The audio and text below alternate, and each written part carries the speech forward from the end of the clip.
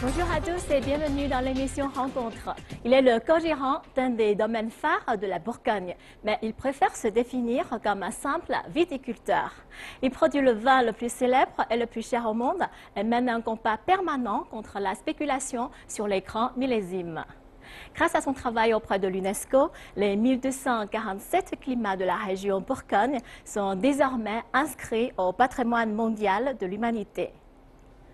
Il s'agit d'un personnage discret qui accepte rarement des interviews. Afin de le rencontrer, notre équipe s'est rendue au Symposium international du vin de Shanghai, dont il était l'un des invités prestigieux.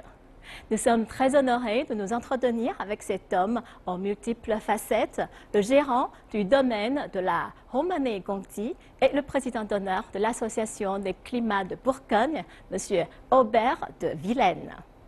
Né en 1939 à Rennes, Aubert de Vilaine est le co-gérant du plus prestigieux domaine viticole de Bourgogne, le mythique Romanée-Conti.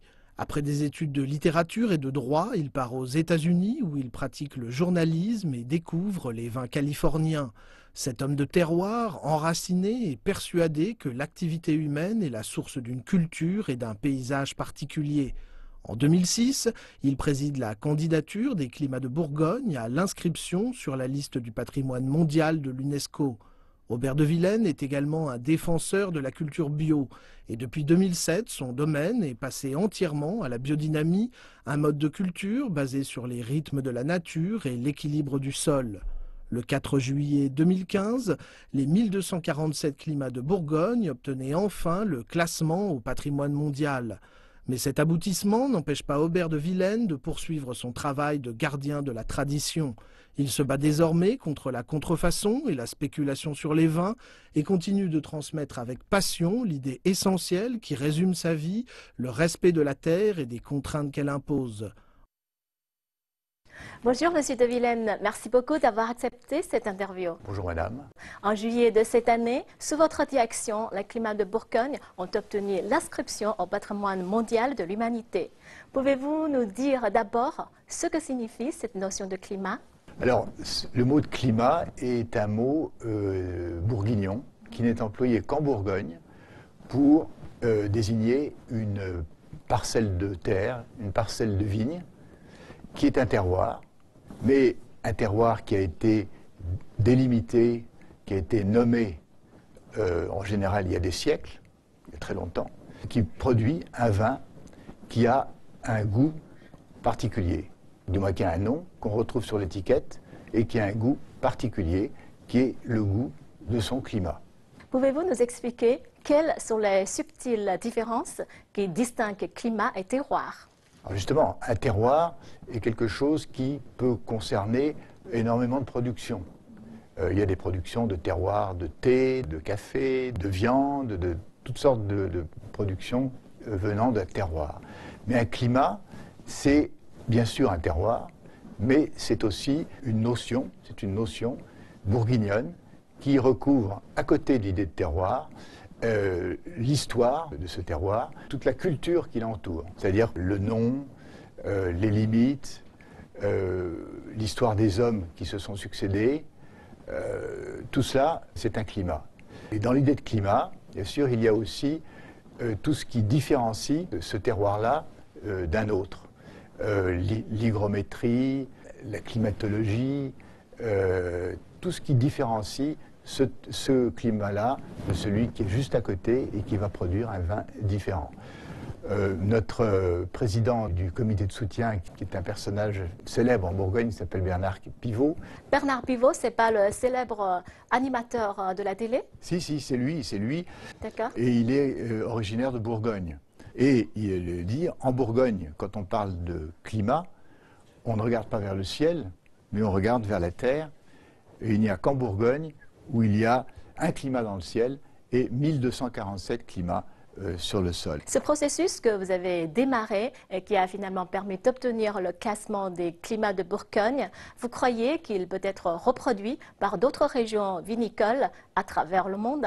Il ne peut pas être reproduit en tant que tel. Je pense que la production bourguignonne de vin à partir de ces deux cépages, Pinot Noir pour les rouges, Chardonnay pour les blancs, c'est quelque chose qui est vraiment, il y a un mariage entre la Bourgogne et ces cépages, donc on ne peut pas le reproduire ailleurs.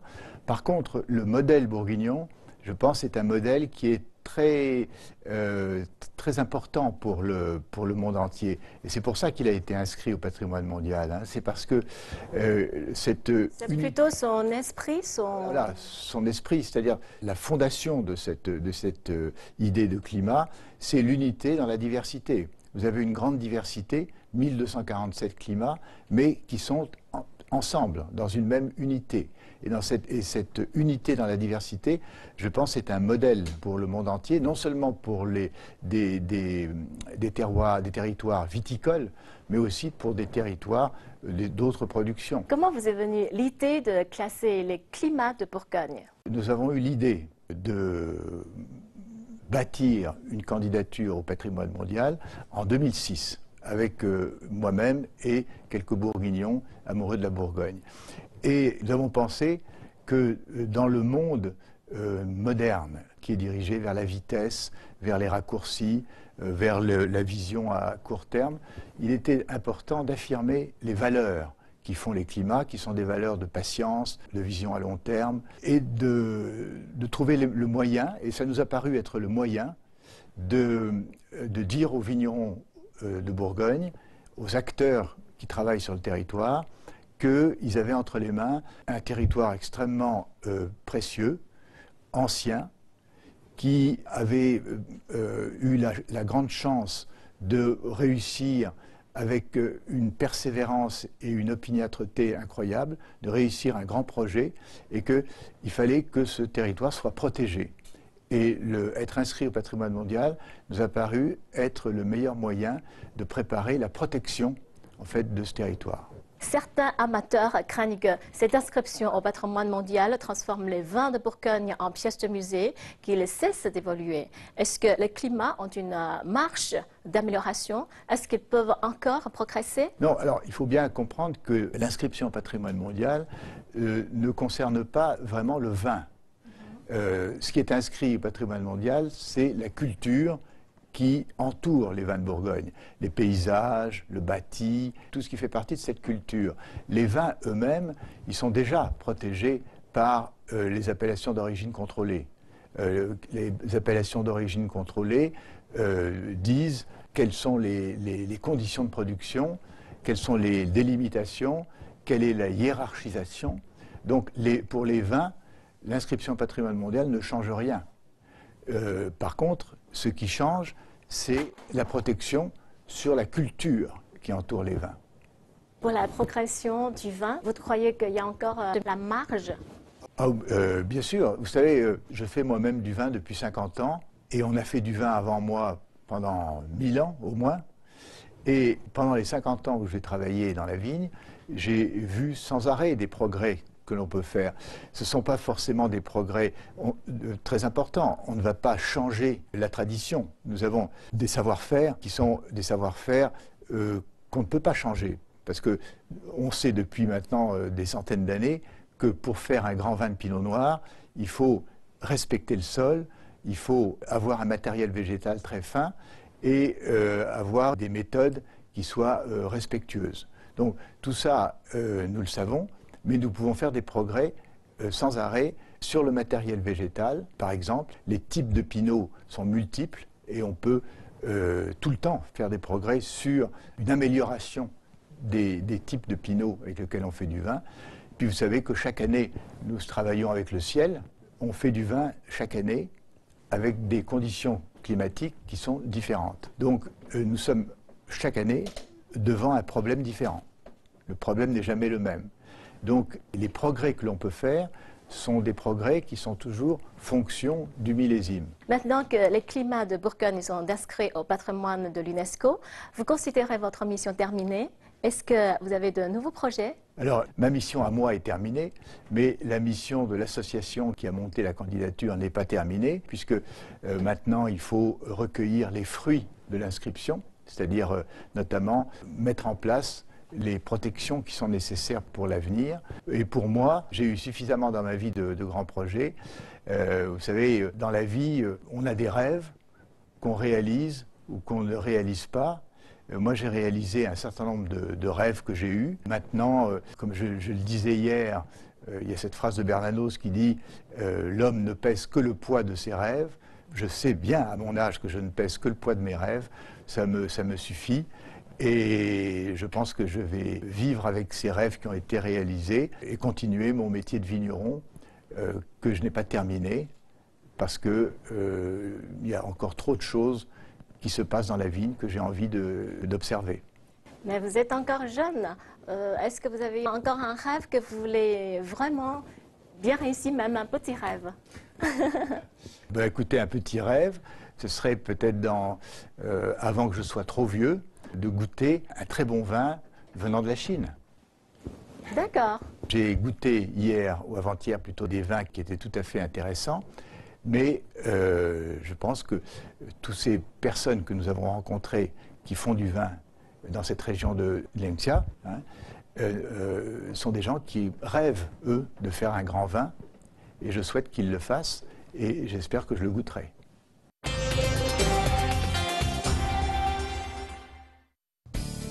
Bonjour, Monsieur de Vilaine. Bonjour madame. Je fais moi-même du vin depuis 50 ans. Il n'y a qu'en Bourgogne où il y a un climat dans le ciel et 1247 climats sur le sol. La qualité principale d'un vigneron, je pense, c'est l'humilité. Seuls les vins de terroir ont une âme qu'ils expriment dans le vin. C'est la nature qui leur dictera peu à peu les moyens pour faire des grands vins.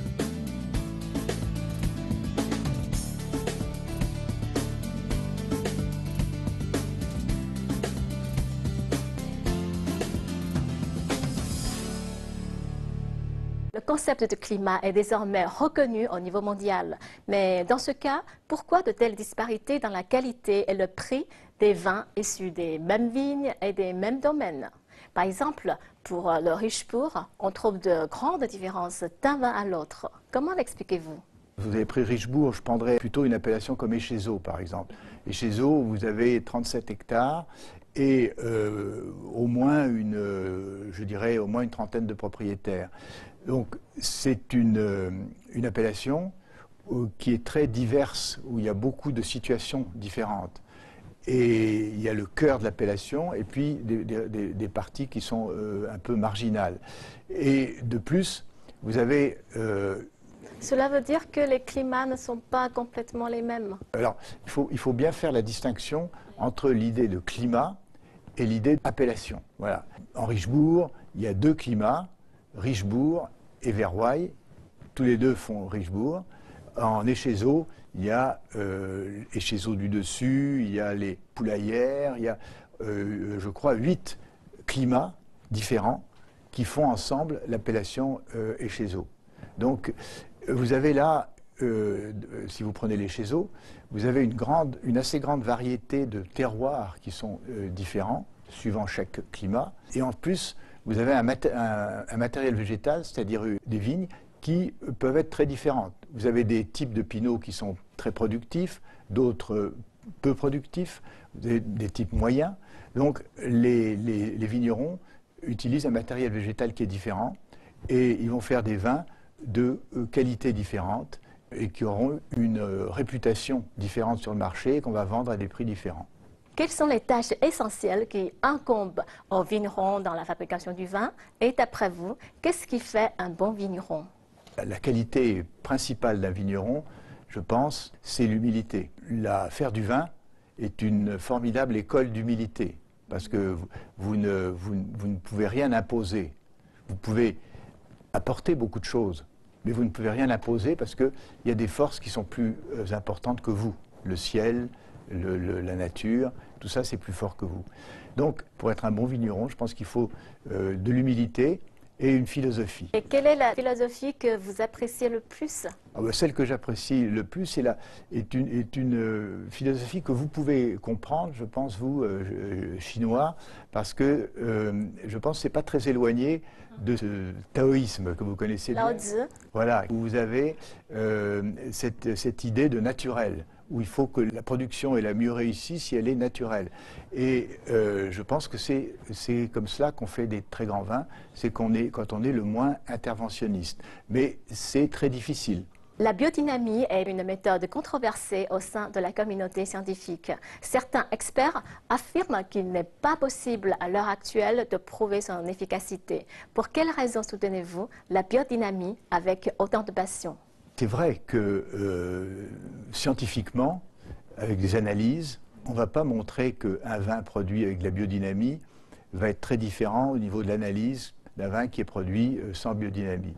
Mais personnellement, je pense que là, justement, nous parlions de naturel, je pense que la biodynamie qui nous remet en phase avec les rythmes naturels, qui nous amène à avoir un grand respect pour le sol, puisque quand on fait de la biodynamie, ça veut dire qu'on a compris comment le sol fonctionne, que le sol fonctionne grâce à la vie qui règne dans ce sol. Donc on maintient la vie de ce sol. Donc je pense que comme la vigne est une plante qui se nourrit du sol à des profondeurs quelquefois très importantes, 3, 4, 5 mètres de profondeur. Donc je pense que grâce à la biodynamie qui active ces forces naturelles, on arrive à produire des vins où on trouve une maturité, une finesse de maturité supplémentaire. Je ne veux pas dire qu'on ait plus de sucre ou moins d'acidité, mais une finesse de maturité supplémentaire, une transparence qui fait que le climat est plus expressif dans le vin. Ce sont des choses qu'on ne peut pas prouver scientifiquement, mais je suis moi-même persuadé que l'on fait un vin qui a une finesse supérieure grâce à la biodynamie. Vous pensez que la biodynamie est une méthode amenée à se généraliser? Je ne sais pas, parce que c'est pas facile de faire de la biodynamie. Il faut être tout le temps en observation, en osmose avec sa vigne. Donc je pense que tout le monde n'est pas prêt à faire de la biodynamie. Et il ne faudrait pas que la biodynamie devienne une recette, si vous voulez. Une sorte de recette commerciale, où on dit il faut que je dise que je fais de la biodynamie parce que je vais vendre mieux mon vin. Ça serait une catastrophe si c'était comme ça. Je pense que la biodynamie est quand même quelque chose qui est réservé à des vignerons qui ont vraiment une conscience forte de leurs responsabilités et vis-à-vis de leurs vignes, et qui acceptent en plus de faire des productions qui sont quand même un peu diminuées par rapport à... Parce que quand on respecte les rythmes naturels, il est évident qu'on reçoit davantage de maladies, on peut avoir davantage de problèmes, mais ce sont des problèmes qui peuvent diminuer la récolte, mais en même temps lui apportent un équilibre qui va faire un meilleur vin. Le danger, c'est que la biodynamie devienne une recette, que les gens utilisent, mais sans en être profondément convaincus dans leur cœur. Mais est-ce que vous avez utilisé les méthodes comme la bouse de corne? Bien sûr, quand vous faites de la biodynamie, vous utilisez un certain nombre d'éléments qui sont effectivement la bouse de corne, la silice, toutes les préparations qu'on appelle 500, 501, et puis aussi les tisanes, les décoctions de plantes qui apportent à la plante un potentiel de autodéfense contre les maladies. Je pense que la bouse de corne, notamment, la préparation qu'on appelle 500, est une préparation très importante et qui a un effet réel sur les sols. Tout le monde a déjà expérimenté le fameux goût de bouchon. C'est un problème fréquent. Comment faites-vous pour éviter ce problème? Est-ce que vous avez déjà songé à utiliser des bouchons spéciaux comme le diam pour garantir que vos bouteilles soient intactes? On ne peut pas garantir que les bouteilles soient intactes, c'est impossible de garantir. Le goût de bouchon, ça existe. Pour nos vins, c'est assez rare quand même. Mais c'est très compliqué de l'achat des bouchons à l'heure actuelle. Les bons bouchons sont devenus plus rares qu'ils l'étaient il y a une trentaine d'années, par exemple. C'est devenu plus rare, donc la sélection des bouchons est devenue quelque chose de très sérieux, très important. Nous-mêmes, nous sommes obligés, pour les 100 000 bouteilles que nous faisons par an, on est obligé de travailler avec 8 fournisseurs différents qui ne peuvent pas s'engager chacun à plus de 10 à 15 000 bouchons par an de la qualité que nous voulons. Mais je pense que le bouchon Liège est quelque chose qui est encore incontournable pour les grands vins. Pour l'instant, je pense que malgré le risque de goût de bouchon, le bouchon Liège est quand même le moyen de fermer une bouteille qui est le plus qualitatif encore pour l'instant. Certains viticulteurs ajoutent des tanins, des levures chimiques pour améliorer le goût de leur vin. Certains placent même des petits morceaux de chêne dans les tonneaux pour donner un goût boisé. Toutes ces techniques sont maintenant bien connues. Est-ce qu'on peut encore parler de terroir avec de telles méthodes? Et que pensez-vous de ce phénomène? Il y a beaucoup de viticultures différentes, mais on peut les classer en deux. Disons, il y a une viticulture de terroir qui est la nôtre, et puis une viticulture plutôt de vins de masse, de grande production. Et je pense que ces méthodes-là sont des méthodes qui conviennent pour ces productions très importantes. Ce sont des gens qui recherchent de faire des vins qui aient tous les ans à peu près un peu le même goût pour satisfaire une certaine clientèle et certains besoins de boissons journalières, par exemple.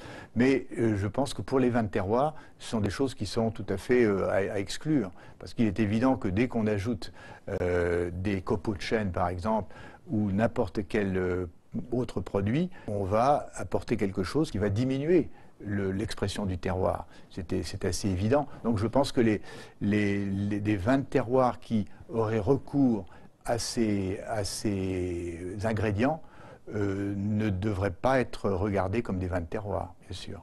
Vous avez certainement goûté un nombre impressionnant de vins durant votre vie. Sur quels critères vous basez-vous pour juger un grand cru? Hormis vos propres vins, quels sont les vins et les régions que vous appréciez le plus? Pour moi, ce qui fait la différence entre un grand vin et un vin tout court, c'est est-ce qu'il exprime un terroir, et par là, est-ce qu'il a une âme, si vous voulez. Seuls les vins de terroir ont une âme qu'ils expriment dans le vin. Hein. Et c'est ça quand je goûte un vin, c'est ce que je cherche. Si ça n'y est pas, ben, ça n'y est pas, tant pis. Et si cette âme est dans le vin, tant mieux. Je considère que c'est un grand vin. Et quand je dis grand vin, je ne parle pas de la célébrité du vin. Je pense qu'un vin de petite appellation peut être un grand vin s'il a une expression de son terroir qui soit juste. Les vins de l'Ancien Monde sont produits en quantité limitée, alors que les vins du Nouveau Monde sont de plus en plus répandus. Que pensez-vous des vins du Nouveau Monde? Est-ce qu'on y trouve de grands vins? Parmi ces vins-là, il y a des grands vins de demain, bien sûr. Vous nous avez fait rencontrer des producteurs chinois qui sont au tout début de leur histoire. Tout début de leur histoire. Il y a des producteurs en Californie qui ont déjà un peu progressé dans leur histoire, ou en Nouvelle-Zélande, par exemple. Et ces gens-là ont une passion formidable, et ils arriveront à faire des grands vins. Quand ils auront compris leur terroir, délimité là où on peut faire un grand vin de là où on ne peut pas faire un grand vin, ils feront des grands vins comme les vignerons français. Les vignerons français n'ont rien de plus que ces gens-là. Simplement, nous avons derrière nous cette culture, cette histoire qui a construit nos grands vins. Mais le grand vin de demain sont aussi les vins du Nouveau Monde d'aujourd'hui, bien sûr. Si vous deviez vous échouer sur une île déserte avec une seule bouteille de vin, laquelle aimeriez-vous que ce soit et issue de quel vignoble?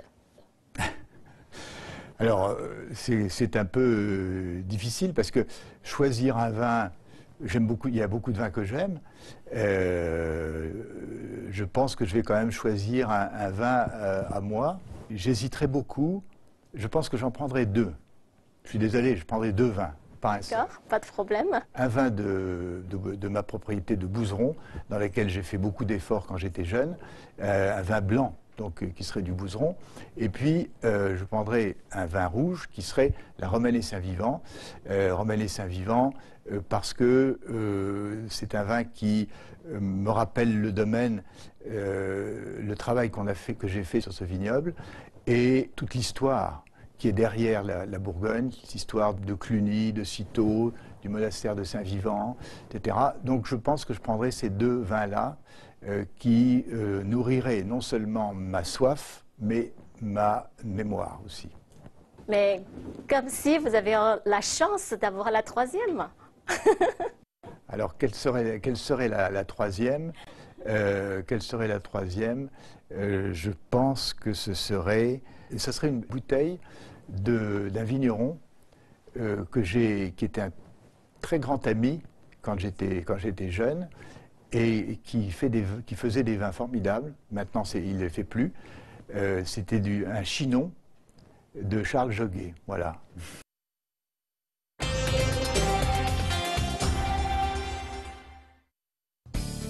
Bonjour, Monsieur de Vilaine. Bonjour, madame. Je fais moi-même du vin depuis 50 ans. Il n'y a qu'en Bourgogne où il y a un climat dans le ciel et 1247 climats sur le sol. La qualité principale d'un vigneron, je pense, c'est l'humilité. Seuls les vins de terroir ont une âme qu'ils expriment dans le vin.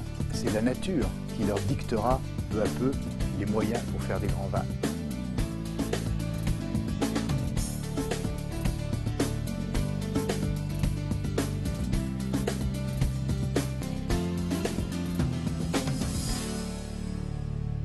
Je sais que vous avez déjà goûté à des vins produits en Chine. Vous pouvez me répondre en toute honnêteté, qu'en avez-vous pensé et qu'est-ce qui manque encore au vin chinois? La question est très difficile parce que je n'ai goûté en tout et pour tout que les 4 ou 5 vins chinois que nous avons eu à dîner l'autre jour et que j'ai trouvé tout à fait intéressants. Des vins type Nouveau Monde un peu, mais très bons vins, très purs. On sent qu'il y a des bonnes vinifications derrière et je pense que dans cette voie-là, les vins chinois ont certainement un avenir. Il est évident que l'industrie viticole chinoise n'en est qu'à ses balbutiements. Quel conseil donneriez-vous aux viticulteurs chinois? Si j'ai un conseil à donner à des vignerons comme ceux que nous avons rencontrés l'autre soir, c'est de persévérer. D'être entêté, si vous voulez. Hein. La Bourgogne a été construite sur un entêtement qui a duré des siècles. Donc aujourd'hui, les choses vont assez vite grâce à la science. Alors je pense que ces vignerons-là, il faut surtout qu'ils gardent un état d'esprit d'excellence, de volonté de faire des grands vins. Voilà. Et ils trouveront peu à peu les moyens de faire ces grands vins. C'est la nature qui leur dictera peu à peu les moyens pour faire des grands vins. Ce que je leur dirais, moi, c'est conserver un état d'esprit où on ne prend pas de raccourcis, on garde une vision à long terme de faire des grands vins dès que ce sera possible. On peut conclure que vous avez beaucoup de confiance en la production du vin de la Chine? Bien sûr, la Chine est un pays immense et il y a certainement des grands terroirs en Chine. Et maintenant, je pense qu'ils seront peu à peu découverts. J'espère que goûter un grand vin chinois avant de mourir, je ne sais pas, mais je souhaite vivement que ça se fasse. Moi aussi, j'espère bien que votre rêve sera bientôt réalisé. Votre amour du terroir et votre combat pour sa préservation, votre soutien de la viticulture biologique sont en parfaite adéquation avec la pensée millénaire chinoise d'harmonie entre la nature et l'homme. Nous sommes d'autant plus admiratifs de votre travail.